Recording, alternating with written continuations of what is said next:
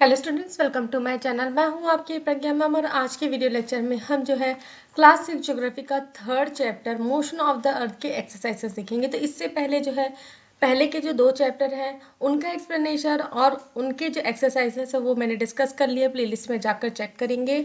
और ये जो चैप्टर है ये भी मैंने डिस्कस कर लिया था, इसको भी आप प्लेलिस्ट में जाकर चेक कर सकते हैं। तो हमको answer the following questions briefly, ठीक है। हमको क्या देखना है, क्वेश्चन आंसर देखने हैं सबसे पहले।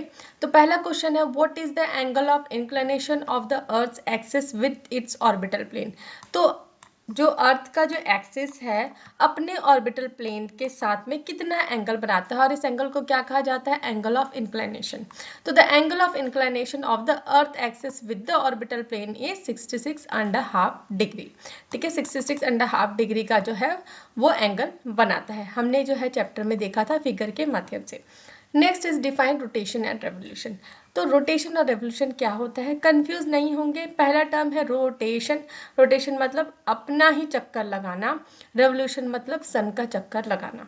ठीक, the movement of the earth on its axis is called rotation. तो अपने ही एक्सिस में जो अर्थ का मूवमेंट है, मतलब जो वो गोल गोल घूमता है, इसे क्या कहा जाता है, रोटेशन।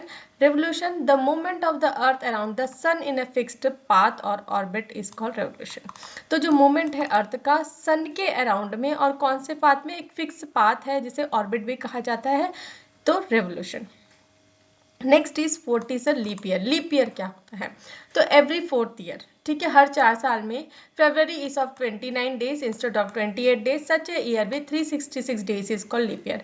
तो हर 4 साल में फरवरी क्या होता है, 29 डेज का होता है, और बाकी जो साल है उसमें 28 डेज का होता है। तो जिस साल 29 डेज का होता है उस साल ईयर में काउंटिंग कितनी होती है, 366 डेज होता है, और इसे ही लीप ईयर कहा जाता है। तो लीप ईयर क्यों आता है, क्योंकि अर्थ को सन के अराउंड चक्कर लगाने के लिए कितना टाइम लगता है, 365 डेज और 6 आवर्स। तो ये जो 6 आवर्स है ये 4 ईयर में एक ईयर काउंट होता है, और इसलिए 366 डेज होते हैं हर 4 साल में। Next is differentiate between summer and winter solstice. तो समर और विंटर सोल्स्टिस में क्या डिफरेंस है ये हमको देखना है। बहुत ही इजी कट टू कट मैंने इसको एक्सप्लेन किया है। तो फीचर्स जो है हम इस कॉलम में देखेंगे, समर सोल्स्टिस और विंटर सोल्स्टिस के बारे में। तो डेट कब होता है, समर सोल्स्टिस आपका होता है 21 जून और 21 दिसंबर में। तो 21 जून कौन से हेमिस्फीयर में होता है, नॉर्दर्न हेमिस्फीयर में, और 21 दिसंबर में सदर्न हेमिस्फीयर में होता है। तो वैसे ही ऑपोजिट विंटर सोल्स्टिस कब होता है, दिसंबर 21 में नॉर्दर्न हेमिस्फीयर में और जून 21 सदर्न हेमिस्फीयर में, उल्टा। नेक्स्ट डे का लेंथ क्या होता है, समर सोल्स्टिस में, जहाँ पे समर सोल्स्टिस है वहाँ पे क्या होता है, लॉन्गेस्ट डे शॉर्टेस्ट नाइट, और opposite shortest day longest night. Sun का पोजीशन क्या होता है, समर सोल्स्टिस में sun is directly over Tropic of Cancer, और यहाँ पे विंटर सोल्स्टिस में sun is directly over Tropic of Capricorn. Next is season marks the beginning of summer season and marks the beginning of winter season। और temperature पे effect क्या होता है, warmer temperature होता है क्योंकि ज़्यादा लाइट पड़ती है, और कोल्डर टेम्परेचर होता है क्योंकि कम लाइट पड़ती है। तो इसको डिटेल में हमने जो चैप्टर एक्सप्लेनेशन है उसमें देख लिया था। अगर आपने वो वीडियो नहीं देखा है तो आप वो वीडियो चेकआउट करें, तो आपको चीज़ें ज़्यादा अच्छे से समझ में आएंगी। Next is what is equinox. Equinox क्या होता है, तो on 21st March and 23rd September, the direct rays of the sun fall on the equator. तो 21 मार्च और 23 सितंबर में क्या होता है, सन की जो किरणें हैं, डायरेक्ट रेस हैं, किरणें हैं, वो डायरेक्टली जो है इक्वेटर पे पड़ती है, इक्वेटर पे डायरेक्टली पड़ती है। तो एट दिस पोजीशन, और इस पोजीशन में neither of the poles is tilted towards the sun. और इस पोजीशन में जो दोनों पोल्स है वो सन की तरफ टिल्टेड नहीं होते, जैसे कि हमने सोलस्टिस वाले केस में देखा था, समर और विंटर सोलस्टिस में जो समर सोलस्टिस में नॉर्थ पोल टिल्टेड रहता है और विंटर में साउथ पोल। तो यहाँ पे कोई भी पोल जो है टिल्टेड नहीं है सन की तरफ में। So the whole earth experience equal days and night. तो पूरा जो अर्थ है वहाँ पे इक्वल डेज एंड नाइट होता है, and this is known as equinox. तो इसी का क्या कहा जाता है, equinox, this is called equinox.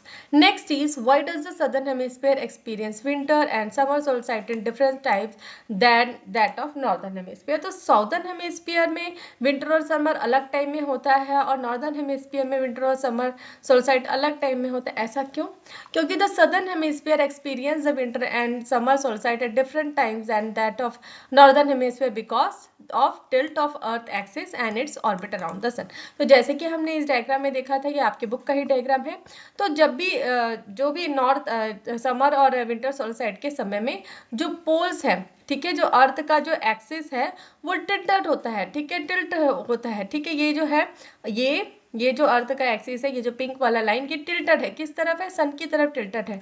तो समर क्या हो गया नॉर्दर्न हेमिस्फीयर में, और विंटर क्या हो गया सदर्न हेमिस्फीयर में, क्योंकि सदर्न हेमिस्फीयर में सूरज की किरणें जा ही नहीं रही है, और नॉर्दर्न हेमिस्फीयर में सूरज की किरणें इस समय है, और अपोजिट किस केस में होता है, ठीक है। तो ये क्यों होता है, टिल्ट का जो अर्थ का एक्सिस का जो टिल्ट है उसके कारण, और ऑर्बिट है ना, ऑर्बिट जो है उसके कारण होता है। Next is why do the poles experience about 6 months day and 6 months night. तो पोल्स में 6 महीने का दिन और रात क्यों होता है। तो यहाँ पे हम जैसे देख सकते हैं, ठीक है, तो अर्थ को एक चक्कर लगाने के लिए सन का कितना टाइम लगता है, 365 डेज या फिर 1 साल लगता है। तो यहाँ पे देखिए, यहाँ पे जब ये पोजीशन में है तो इसको इस पोजीशन तक आने में, इस इधर तक आने में कितना टाइम लग जाएगा, 6 months लग जाएगा।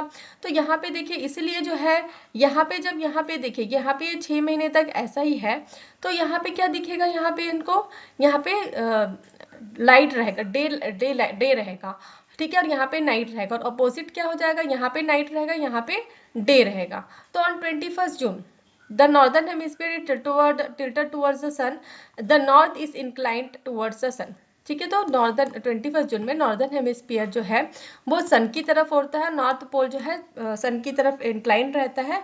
And the places beyond Arctic circle, और जो भी आर्टिक सर्कल के बियॉन्ड जो प्लेसेस है वहाँ पे कंटिन्यूस डे लाइट रहता है, कब तक, 6 months के लिए।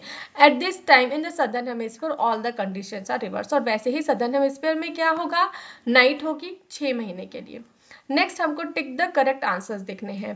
तो the movement of Earth around the sun क्या होगा, इसका रेवोल्यूशन, ठीक है। जो अर्थ जो है सन के अराउंड रोटेशन कर रहा है, ठीक है, ये रेवोल्यूशन, इसको क्या कहा जाता है, मूवमेंट जो है इसको क्या कहा जाता है, रेवोल्यूशन कहा जाता है। Next is the direct rays of the sun falls on the equator on, कब पड़ता है, ठीक है, कब पड़ता है डायरेक्ट रेस, कौन सा टाइम में, इक्विनॉक्स के टाइम में। तो इक्विनॉक्स का टाइम कब कब है, 21 मार्च और 23 सितंबर। तो ऑप्शन में अपने पास क्या है, 21 March. Next is Christmas is celebrated in summer, कहाँ पे क्रिसमस समर में मनाया जाता है, तो ऑस्ट्रेलिया में। Next is the cycle off season is caused by, जो साइकिल जो है सीजन्स का बदलाव जो होता है वो किसके कारण होता है, ग्रेविटेशन के कारण होता है कि नहीं, रोटेशन के कारण, डेज एंड नाइट होती है, रेवोल्यूशन के कारण ऐसा होता है। Next is fill in the blanks, तो फिल इन द ब्लैंक्स देखना है हमको।